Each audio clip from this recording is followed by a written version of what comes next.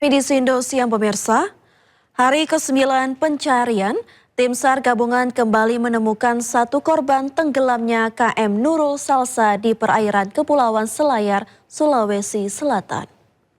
Basarnas sudah hadir.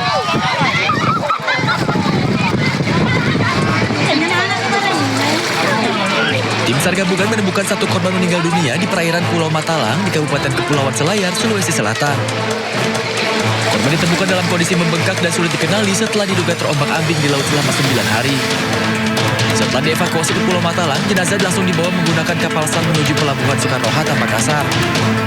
Setibanya di Makassar, jenazah diserahkan kepada tim DVI Polda Sulawesi Selatan untuk proses identifikasi.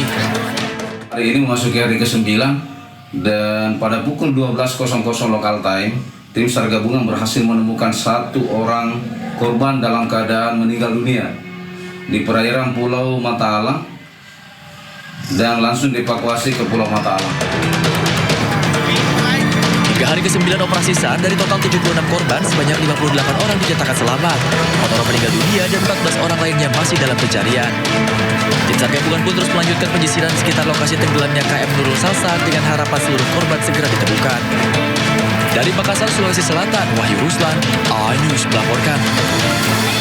Akibat flexing yang dilakukan anggota keluarganya di media sosial, seorang pejabat daerah di Gayo Lues mundur dari jabatannya.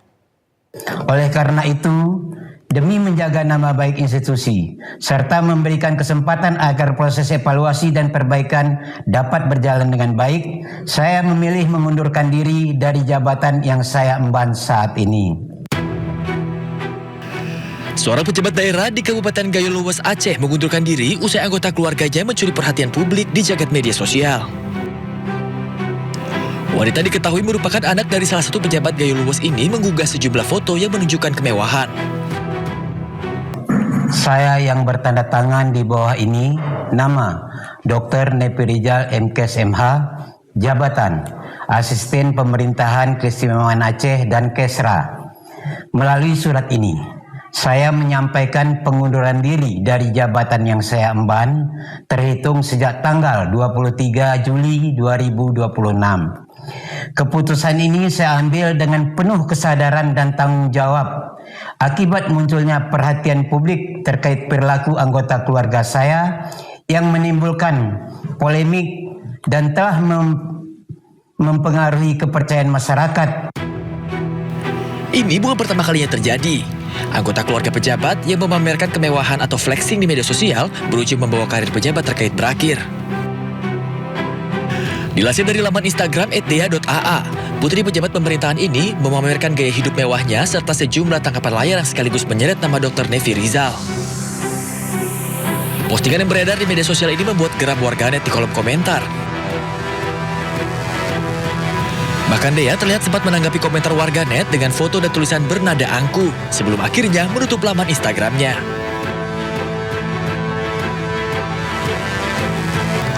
Mirisnya, di tengah kemewahan dan kekayaan yang dipamerkan, Gayo Lues masih terus mencoba untuk bangkit dari banjir bandang yang sempat menerjangnya akhir tahun lalu. Jalan-jalan yang rusak, bangunan yang roboh, listrik yang sempat padam membuat warga sulit untuk hanya memenuhi kebutuhan dasar mereka. Di saat rakyat berusaha bertahan, ada pejabat yang justru mempertontonkan kemewahan. Ini menjadi gambaran bahwa kekuasaan tanpa empati hanya menjadi ironi. Tim Liputan, iNews melaporkan.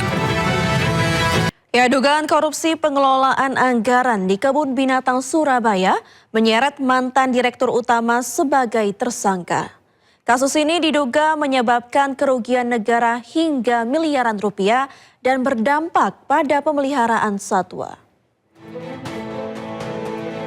Kejaksaan Tinggi Jawa Timur menetapkan mantan Direktur Utama Kebun Binatang Surabaya sebagai tersangka dalam kasus dugaan korupsi pengelolaan keuangan lembaga konservasi tersebut. Penyidik menemukan dugaan pemotongan anggaran pakan satwa serta penggunaan dana yang tidak sesuai peruntukannya. Penyimpangan pengelolaan anggaran terjadi selama periode tahun 2016 hingga 2024 dengan nilai kerugian negara diperkirakan mencapai 10,2 miliar rupiah. Akibat perbuatannya tersebut, sejumlah satwa di Kebun Binatang Surabaya tidak sehat dan tidak terawat. Kejaksaan Tinggi Jawa Timur menyatakan pelayanan dan perawatan satwa tetap berjalan dan penyidikan kasus ini masih terus berlanjut untuk mengungkapkan kemungkinan keterlibatan pihak lain dalam dugaan korupsi pengelolaan anggaran di Kebun Binatang Surabaya. Direktur Utama Perusahaan Daerah Taman Satwa Kebun Binatang Surabaya mengakibatkan bahwa fasilitas tidak terawat dengan baik, kotor, rusak, kemudian hewan-hewan juga berdampak pada Majelis Hakim Pengadilan Negeri Jakarta Timur mengabulkan eksepsi terdakwa kasus ijazah Jokowi Tifauzia Tiasuma. Dengan demikian, sidang tidak akan dilanjutkan ke pemeriksaan saksi, ahli, dan terdakwa. Sidang selesai dan ditutup. Hadirin dimohon berdiri, majelis hakim bersiap. Suasana sidang eksepsi Tifauzia Tiasuma atau Dr. Tifa riuh setelah Hakim Pengadilan Negeri Jakarta Timur menerima eksepsi terdakwa kasus tudingan ijazah palsu Presiden ke-7 RI Joko Widodo. Dengan dikabulkannya eksepsi terdakwa, maka sidang Dr. Tifa yang didakwa melakukan tindak pidana fitnah dan pencemaran nama baik Presiden ke-7 RI Joko Widodo atas tudingan ijazah palsu tidak akan dilanjutkan ke tahap berikutnya. Memperhatikan ketentuan pasal 75 ayat 2 huruf B, ayat 3, dan pasal 206 ayat 1 Undang-Undang Nomor 20 Tahun 2025 tentang Kitab Undang-Undang Hukum Acara Pidana serta peraturan perundang-undangan lain yang bersangkutan, mengadili, menyatakan perlawanan dari tim advokat terdakwa tersebut diterima, menyatakan surat dakwaan penuntut umum nomor register perkara PDM garing datar 133 garing M.1.14 garing EOH.2 garing 06 garing 2026 tanggal 22 Juni 2026 atas nama terdakwa Tifauzia Tiasuma batal demi hukum. Memerintahkan pengembalian berkas perkara ini kepada penuntut umum, membebankan biaya perkara kepada negara. Hakim mengembalikan berkas perkara atas nama Dr. Tifa ke Jaksa Penuntut Umum dan membebankan biaya perkara kepada negara. Selanjutnya, Jaksa Penuntut Umum memiliki kesempatan untuk mengajukan perlawanan dengan menyusun ulang dakwaan. Tim Liputan iNews melaporkan. Majelis Hakim Pengadilan Negeri Jakarta Timur mengabulkan eksepsi yang diajukan Dr. Tifa. Majelis Hakim menilai surat dakwaan yang disusun oleh JPU tidak memenuhi syarat material karena disusun secara tidak cermat.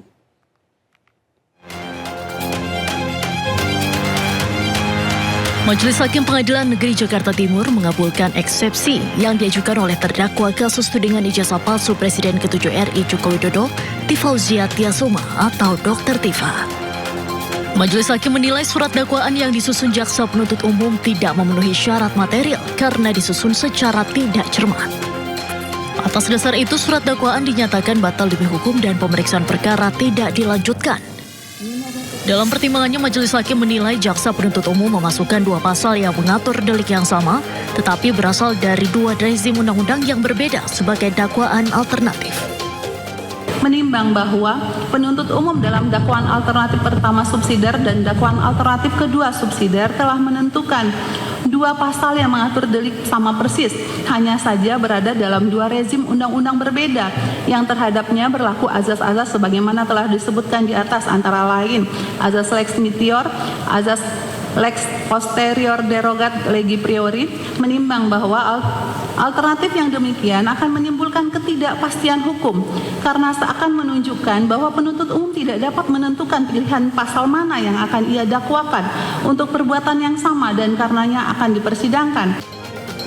Menurut Majelis Hakim, penyusunan dakwaan tersebut justru menimbulkan ketidakpastian hukum karena menunjukkan keraguan-raguan Jaksa Penuntut Umum dalam menentukan pasal yang tepat untuk didakwakan atas perbuatan yang sama.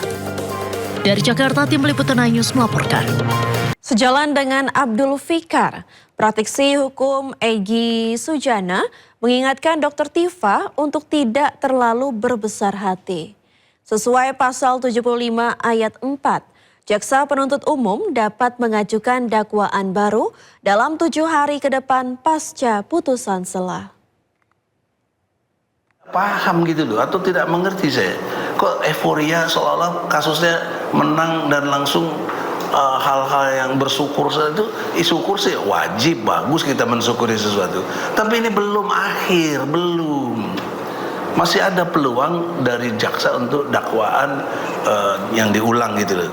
Nah, KUHP yang baru pasal 75 ayat 4 menyatakan boleh dapat diulang. Tapi persoalannya di waktu 1 minggu.